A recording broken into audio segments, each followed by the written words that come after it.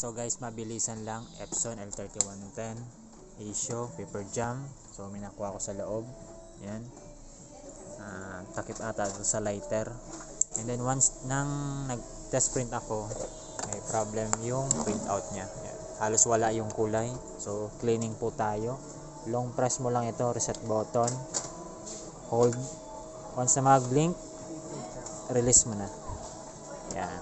So mag-cleaning yan ng 2 minutes ganyan. And then ulitin mo siya ng 3 beses.